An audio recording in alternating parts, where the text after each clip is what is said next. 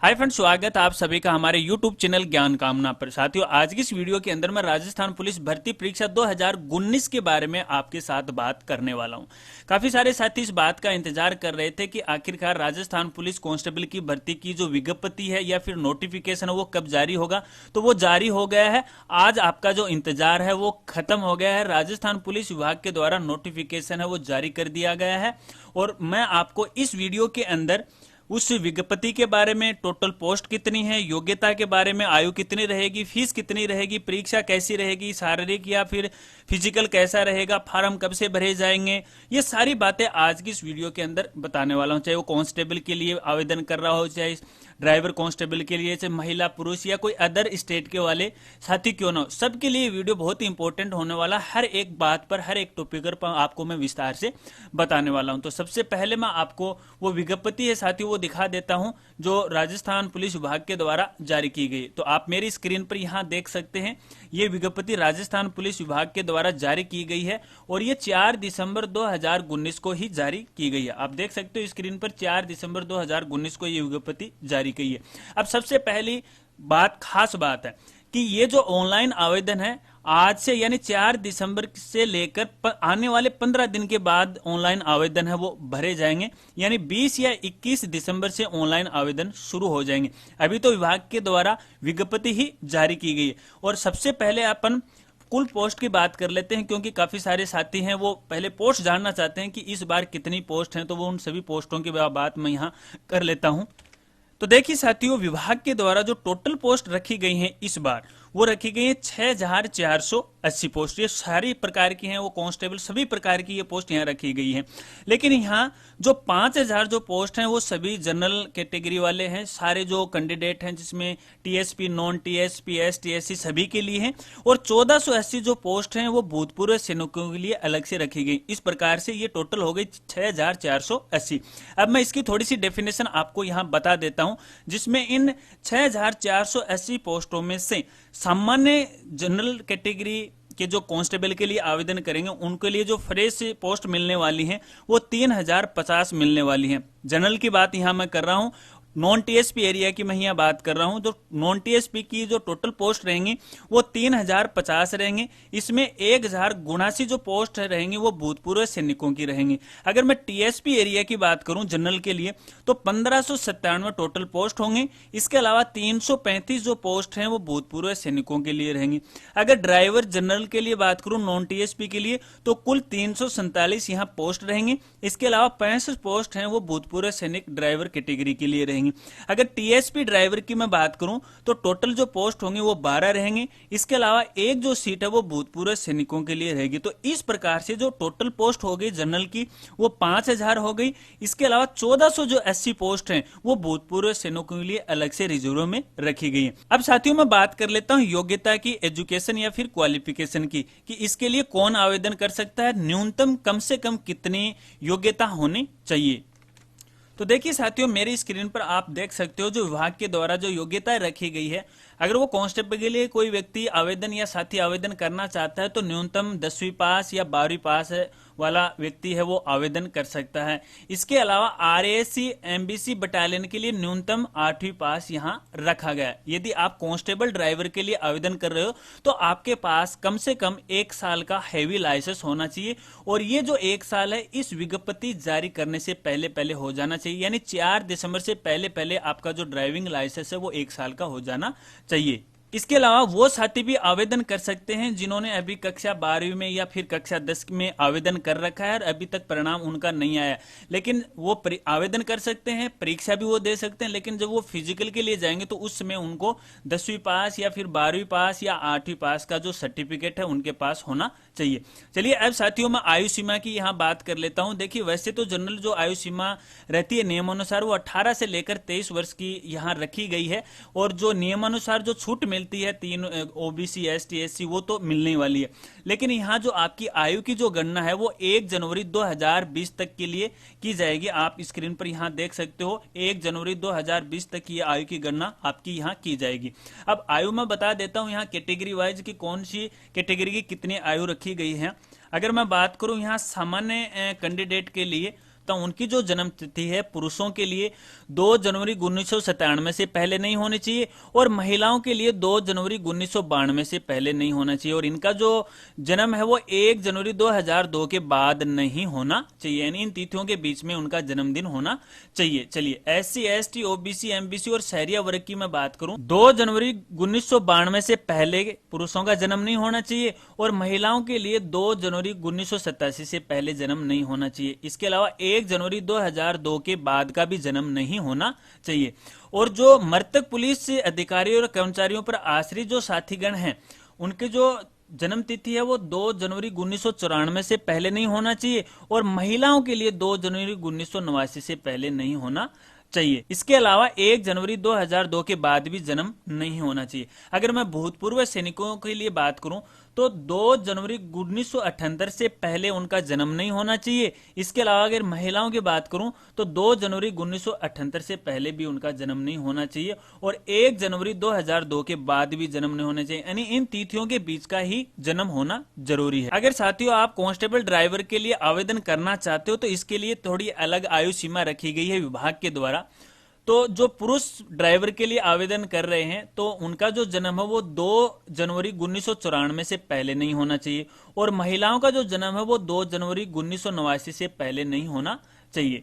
SC SC OBC MBC और शहरिया वर्ग के जो अगर कांस्टेबल ड्राइवर के लिए आवेदन करना चाहते हैं तो उनका जो जन्म है वो 2 जनवरी 1989 से पहले नहीं होना चाहिए पुरुषों के लिए और महिलाओं के लिए 2 जनवरी 1984 से पहले नहीं होना चाहिए। चलिए, अगर जो मृतक पुलिस अधिकारी और कर्मचारियों पर आश्रित और ड्राइवर की पोस्ट के लिए आवेदन करना चाहते हैं तो पुरुषों का जो जन्म है वो 2 जनवरी 1991 से पहले नहीं होना चाहिए और महिलाओं का जो जन्म है वो 2 जनवरी 1986 से पहले नहीं होना चाहिए। यदि भूतपूर्व सैनिक ड्राइवर के लिए आवेदन कर रहे हैं तो उनका जो जन्म है पुरुषों के लिए 2 जनवरी 1978 से पहले नहीं होना चाहिए और महिलाओं के लिए 2 जनवरी भी 1978 से पहले नहीं होना चाहिए। और यहाँ जो अंतिम जो डेट रखी गई है इनके विभाग के द्वारा वो 1 जनवरी 2002 सबकी यहाँ रखी गई, यानी इनका जो जन्म है वो 1 जनवरी 2002 के बाद नहीं होना चाहिए। इन दोनों डेट के बीच अगर आपकी आयु सीमा है, आपका जन्मदिन है, तो आप इस पोस्ट के लिए या इस भर्ती के लिए आवेदन कर सकते हो।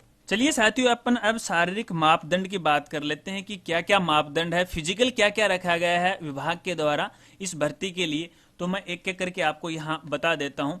अगर बात करें न्यूनतम ऊंचाई की, ठीक है, हाइट की अपन बात करें तो सामान्य वर्ग के लिए जो साथी आवेदन कर रहे हैं उनकी पुरुषों के लिए जो हाइट है वो 168 सेंटीमीटर और महिलाओं के लिए 152 सेंटीमीटर यहाँ रखी गई।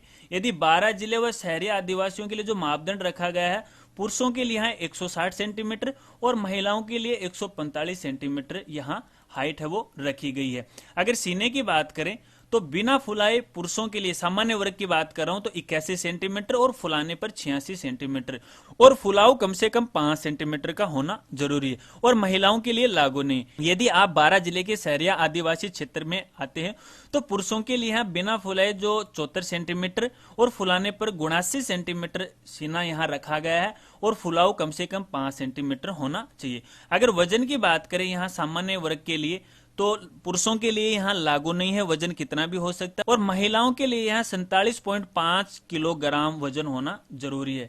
और अगर 12 जिले की बात करें तो पुरुषों के लिए लागू नहीं है, महिलाओं के लिए यहाँ 43 किलो वजन आवश्यक है। चलिए साथियों, अब मैं दौड़ की यहाँ बात कर लेता हूँ कि आखिरकार दौड़ है वो कितनी होगी।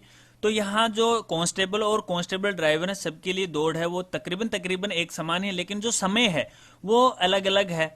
तो यहाँ कांस्टेबल में सामान्य की बात करूं तो पुरुषों के लिए 5 किलोमीटर की दौड़ है और 25 मिनट का यहाँ समय है। कांस्टेबल ड्राइवर के लिए भी 5 किलोमीटर दौड़ और 25 मिनट का समय है। अगर मैं महिलाओं की बात करूं तो महिला कांस्टेबल सामान्य और कांस्टेबल चालक के लिए भी 5 किलोमीटर है, जो समय रहेगा वो 35 मिनट का रहेगा। भूतपूर्व सैनिकों की मैं यहाँ बात करूं, कांस्टेबल सामान्य और ड्राइवर के लिए 5 किलोमीटर की दौड़ है और समय रहेगा 30 मिनट, ठीक है। और यहाँ शहरिया क्षेत्र के जो साथी हैं अनुसूचित जाति और जनजाति के लिए 5 किलोमीटर की दौड़ रहेगी और समय रहेगा 30 मिनट। और यहाँ जो सामान्य कांस्टेबल हैं उनको दौड़ के 15 अंक मिलेंगे और जो कांस्टेबल चालक ड्राइवर हैं उनको यहाँ 10 अंक मिलने वाले हैं। और साथियों ध्यान रहे, शारीरिक दक्षता या दौड़ का केवल एक ही मौका दिया जाएगा। इसके अलावा एक और विशेष बात, आप शारीरिक दक्षता या फिजिकल में तभी जा सकते हैं जब आपने टेस्ट पास किया हो। यहाँ जो सामान्य कैटेगरी के लिए टेस्ट पास का जो मार्क रखा गया है वो 40% रखा गया है। अनुसूचित जाति व जनजाति वाले जो साथी हैं उनको मिनिमम 36% अंक हासिल करने, उसके बाद ही आप फिजिकल में यहाँ जा सकते हो और फिजिकल में 5 गुना जो अभ्यर्थी हैं वो बुलाए जाएंगे। अब साथियों बात कर लेते हैं लिखित परीक्षा की। लिखित जो परीक्षा में कुल 150 प्रश्न होंगे। अगर पिछली साल की बात करें तो पिछली साल कुल 120 प्रश्न आया करते थे। इन 150 प्रश्न का जो पूर्णांक रहेगा वो 75 अंकों का रहेगा और समय अवधि रहेगी वो 2 घंटे की रहेगी और प्रत्येक जो प्रश्न है वो आधा नंबर का रहेगा और यहाँ माइनस मार्किंग भी होगी। 25% की माइनस मार्किंग यहाँ होने वाली है। अब बात करते हैं कि पेपर में क्या क्या आएगा। तो यहाँ मेंटल एबिलिटी आएगी यानी तार्किक योग्यता आएगी, कंप्यूटर का ज्ञान भी आएगा और तार्किक योग्यता, विवेचना, कंप्यूटर के जो प्रश्न है वो टोटल प्रश्न आएंगे 60 और 60 प्रश्नों का अंक रहेगा 30। सामान्य ज्ञान, सामान्य विज्ञान, सामाजिक विज्ञान, समसामयिकी यानी करंट अफेयर के कुल प्रश्न होंगे 35 और इन 35 प्रश्नों के कुल अंक होंगे 17.5 यानी 17.5। महिलाओं और बच्चों से संबंधित जानकारी के भी क्वेश्चन आएंगे। जो क्वेश्चन कुल होंगे 10 और नंबर रहेगा 5 यानी 5 नंबर के क्वेश्चन आएंगे। इसके अलावा राजस्थान की इतिहास, संस्कृति, कला, भूगोल, राजनीतिक, आर्थिक स्थिति के कुल जो प्रश्न रहेंगे वो 45 रहेंगे और नंबर रहेंगे 22.5 यानी 22.5। इस तरह से टोटल प्रश्न हो गए 150 और कुल पूर्णांक हो गया 75 का। चलिए साथियों, अब मैं परीक्षा शुल्क की यहाँ बात कर लेता हूँ, आवेदन शुल्क की बात कर लेता हूँ। तो सामान्य आर्थिक पिछड़ा वर्ग, ओबीसी, एमबीसी के लिए 400 रुपये यहाँ रखा गया है। एससी, एसटीसी और शहरिया के लिए 350 रुपये रखा गया है और जो आर्थिक वर्ग से पिछड़े वर्ग है, चाहे वो ओबीसी हो या फिर सामान्य वर्ग हो, उनके लिए भी 350 रुपये रखा गया है। और ये जो फीस है साथियों, जब आप ऑनलाइन आवेदन करोगे तो आप ऑनलाइन इसे पे कर सकते हो, नेट बैंकिंग के द्वारा आप इसे पे कर सकते हो। तो साथियों अब बात कर लेते हैं आवेदन कैसे भरे जाएंगे। तो साथियों आवेदन है सिर्फ और सिर्फ ऑनलाइन भरे जाएंगे, एसएसओ आईडी के माध्यम से ही भरे जाएंगे। वो किस तरह से भरे जाएंगे इसके लिए मैं आगे वीडियो है अपने चैनल पे अपलोड कर दूंगा।